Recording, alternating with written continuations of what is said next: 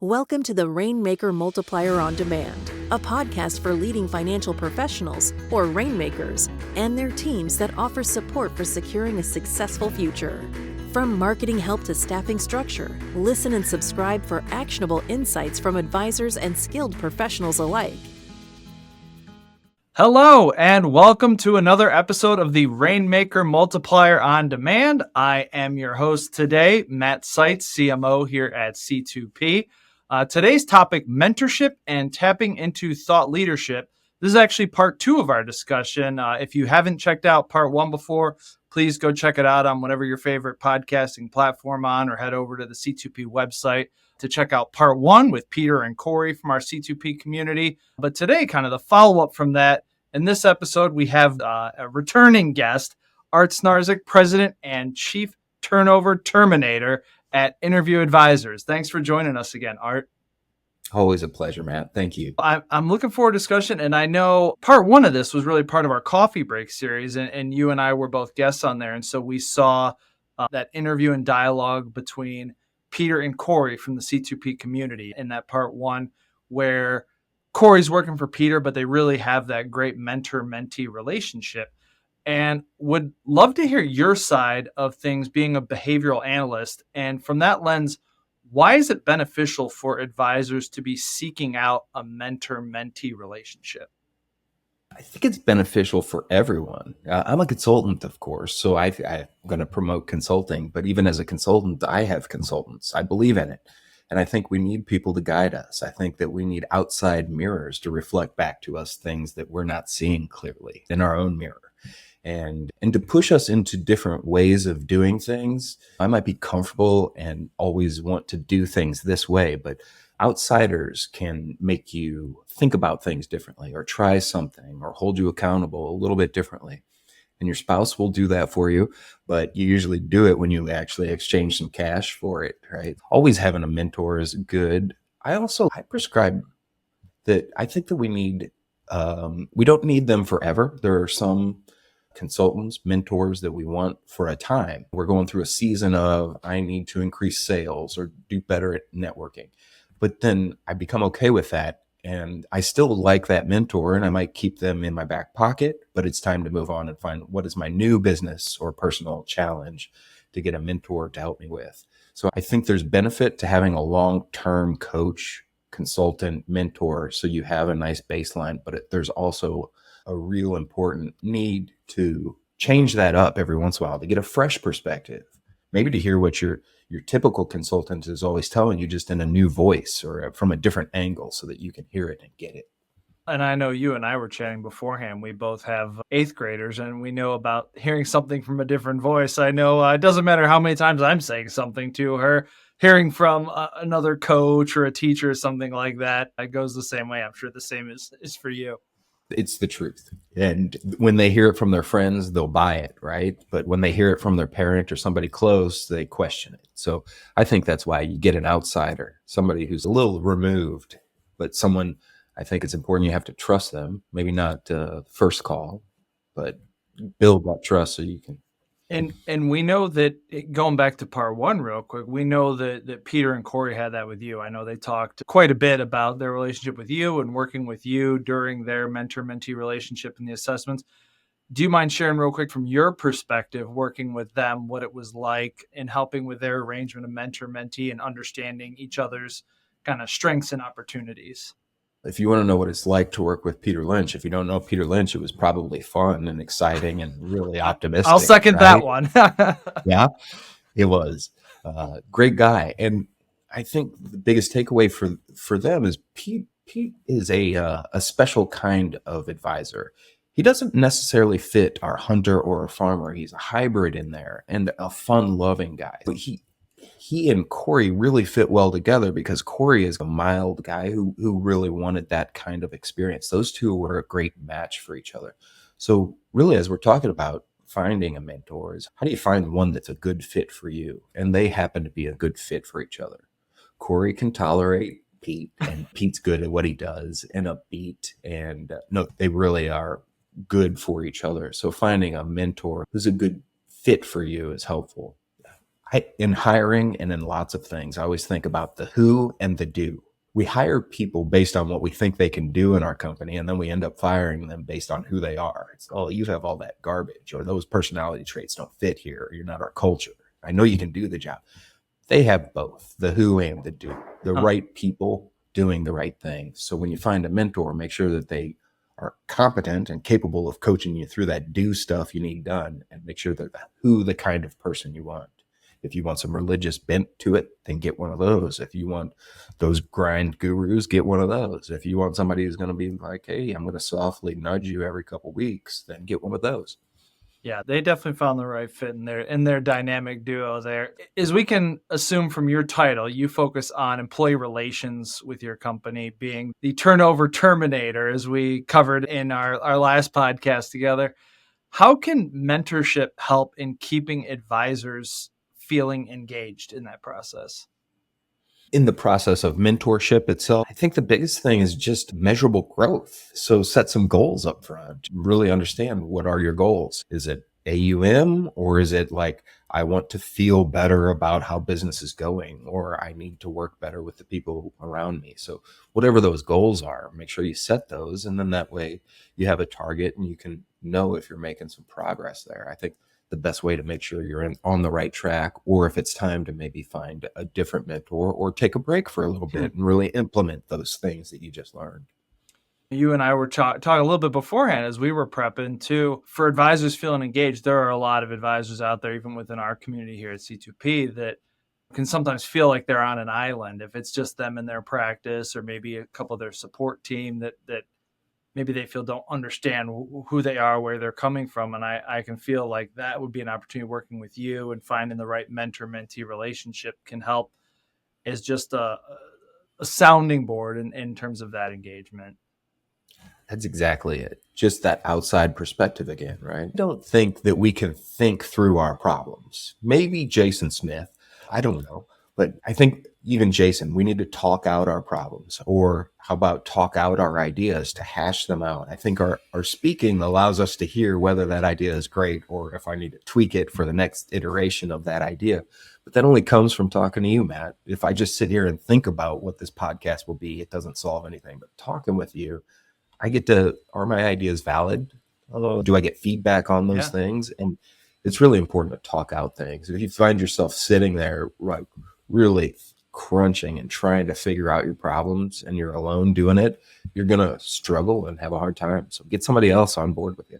You could probably ask people from my team. It's funny. I think they laugh at me sometimes, because there's times where even I will call my team members and be like, I just need to think out loud for a few minutes.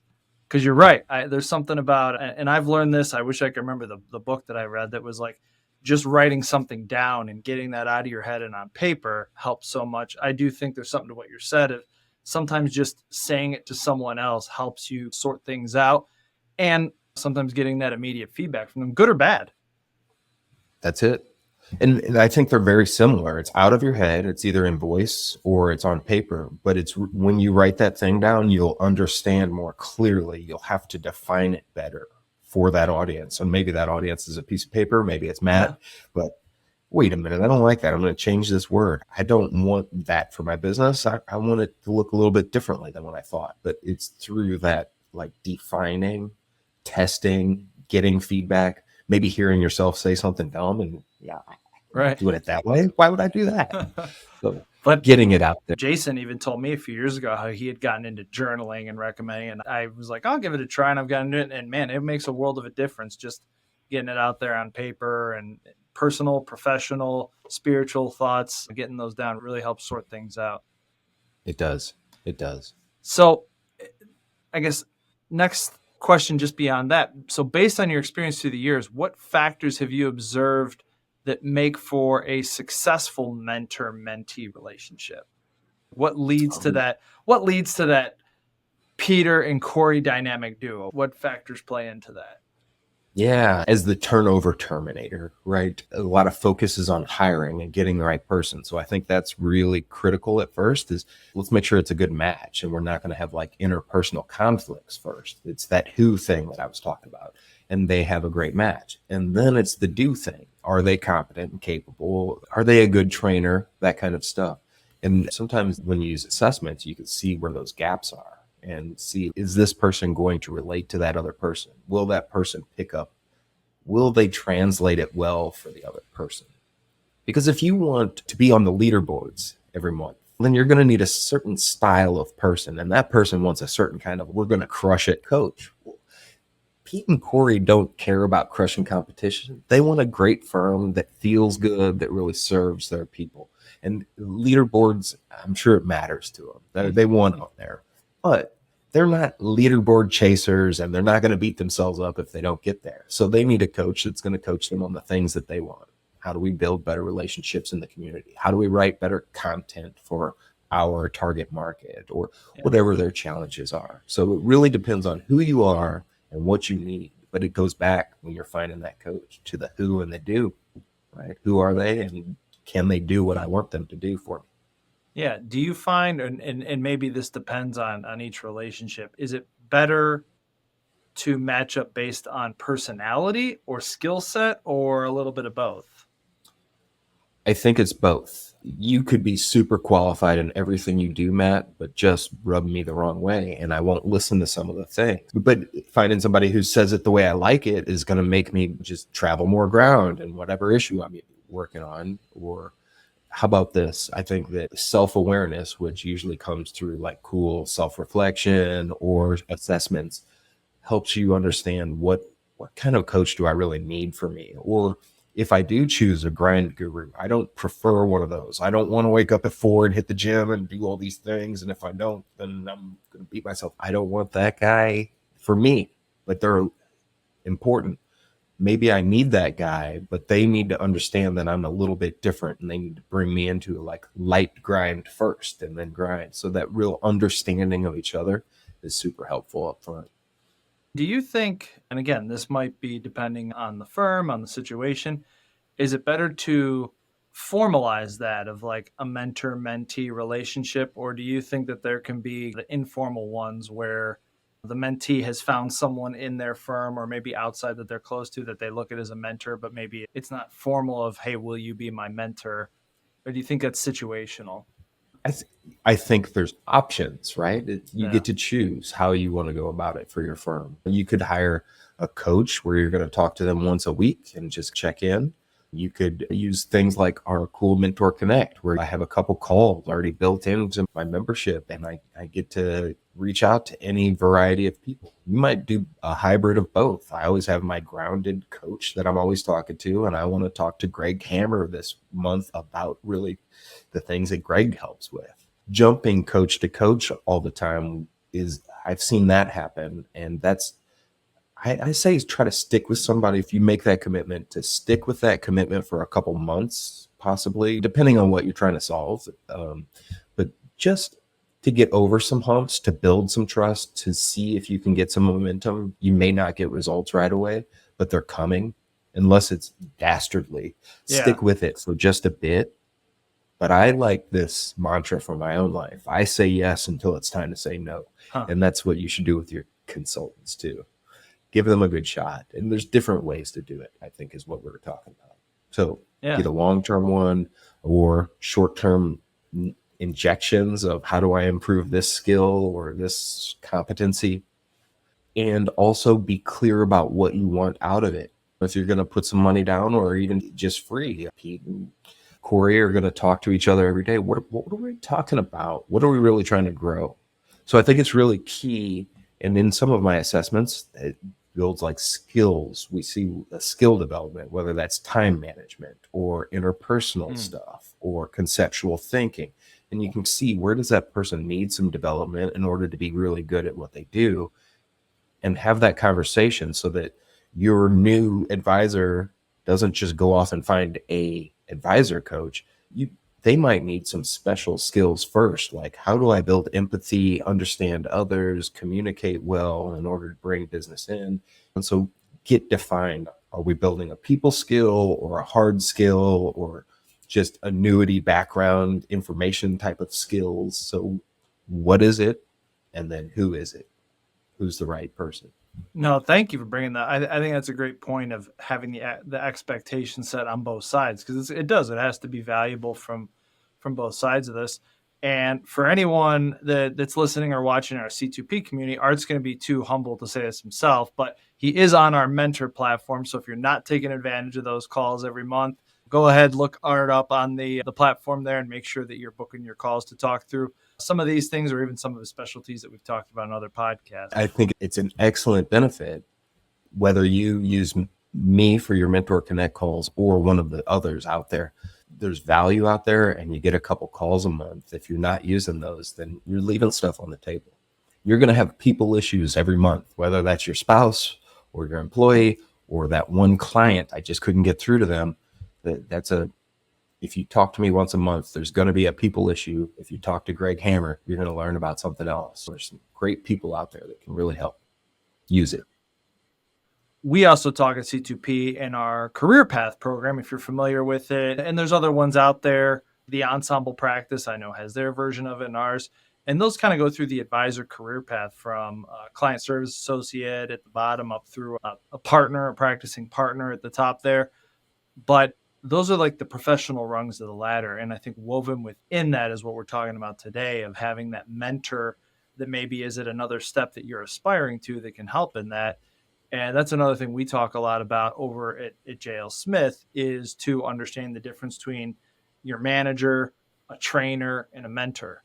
Because those could be one and the same, but a lot of times those might be three different individuals, in your life that you're interacting at that point in time that are helping you grow personally and professionally.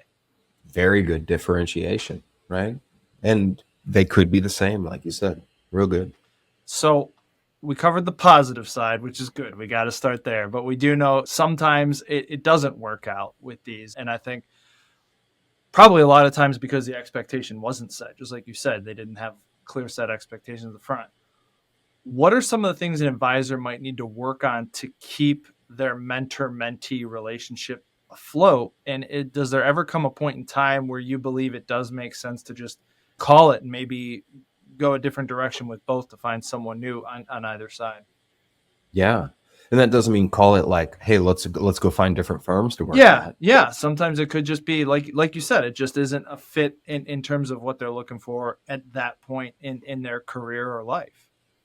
Let's say it's not the personality fit, the who fit. Yeah. Maybe it's the do fit. Maybe you've reached the top, you've tapped me out of what I can give you, Matt. You understand everything that I can say. You need to learn something else from somebody else now.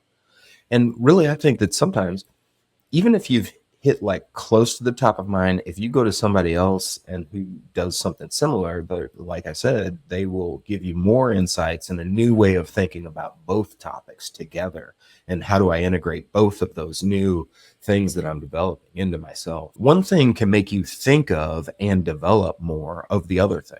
I think you just keep evaluating. And if you set clear goals and you're hitting those goals for a while, and then you're just making smaller and smaller like steps, you're still making some steps. Maybe it's time to evaluate or reevaluate.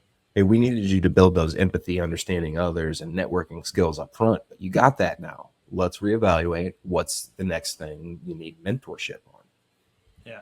And I would think too, that's where having an impartial third party, like a coach or consultant like yourself, that could help them in the facilitation of, is if they are feeling like, I'm not sure if this is working, where the third party can now say, are you seeing this? Or I've seen this if it isn't working, or maybe do we need to change the structure of your meetings and things like that? Or this wasn't a match. Let's just try a new match.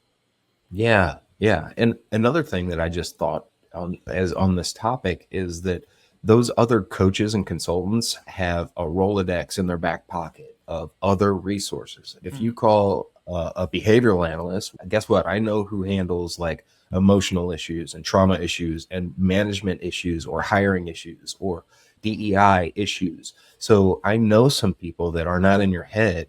So just having a mentor, you get these other cool resources that you were unaware of, and they come through a trusted source. There's all kinds of benefits there. Just always those mentors are more than just teach me something. They're become part of my network, become part of my family. Let's grow together.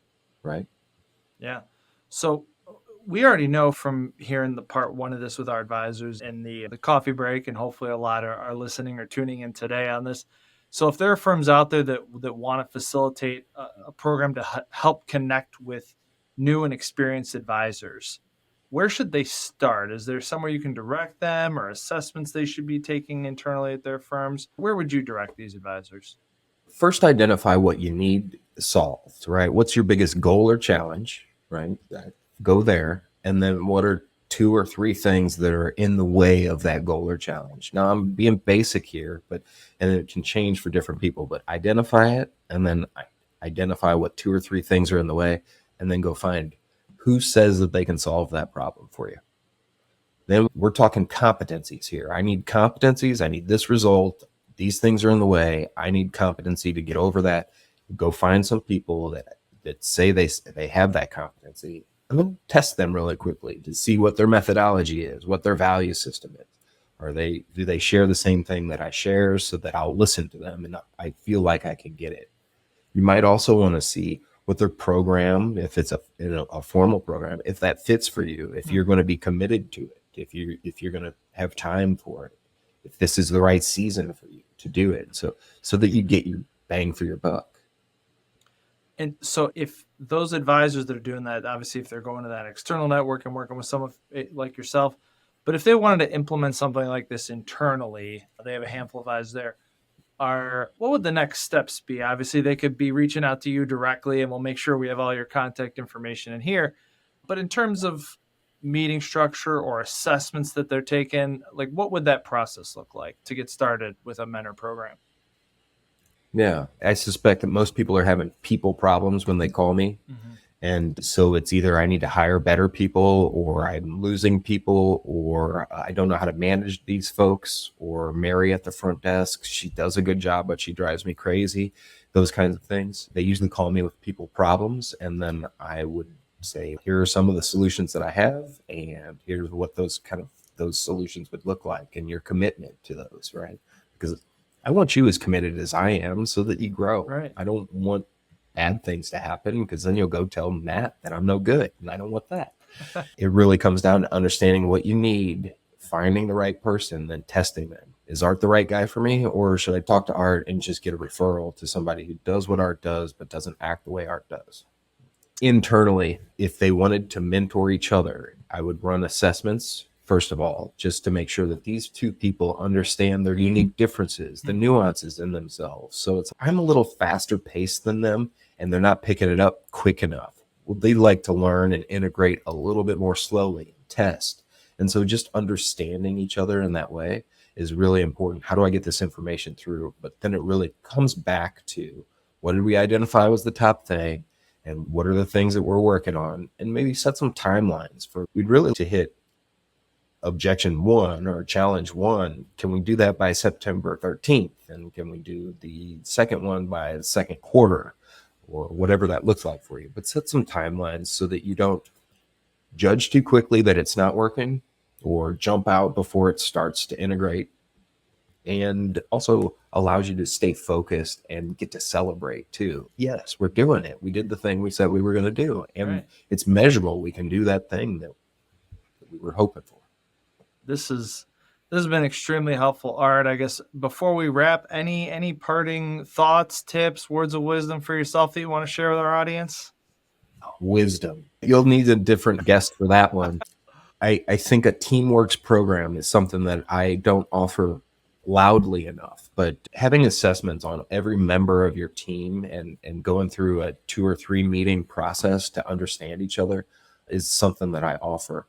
And when you do that, then everybody says, that's why I like Pete. Oh, that's what drives me crazy about Mary at the front desk. But it's okay. They're really good at these other things. And how do I leverage their skills, their assets, and minimize their liabilities? And how do I coordinate? Or do I really need to offboard? I've been struggling with this person. Do I need to make a behavioral change with that person, or do I need to offboard them? So a Teamworks program is a fantastic thing that I think that people can do to see not only who their team is and how to get along with them, but which skills are we missing as a team, and how do we either build those with a mentor or hire out and grab somebody with those skills already. Yeah, and I can speak firsthand to that, to the importance of doing that. I know we've done those with our team and understanding the intricacies of each person and not just their strengths, but like you said, it's how you work together and how you can complement each other. That's the whole point of a team.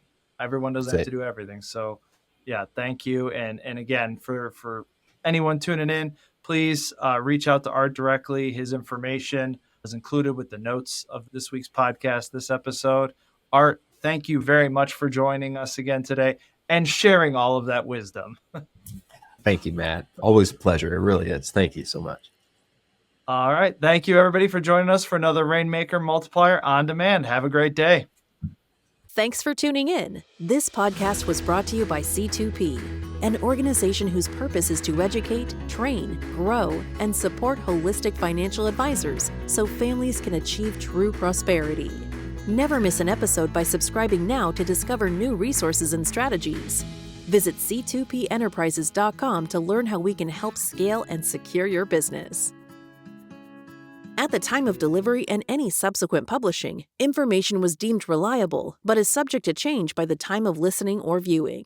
The contents of this piece include options and projections of C2P, are subject to change, and are for informational purposes only. The information provided in this presentation is not intended to be individual investment, tax, or legal advice.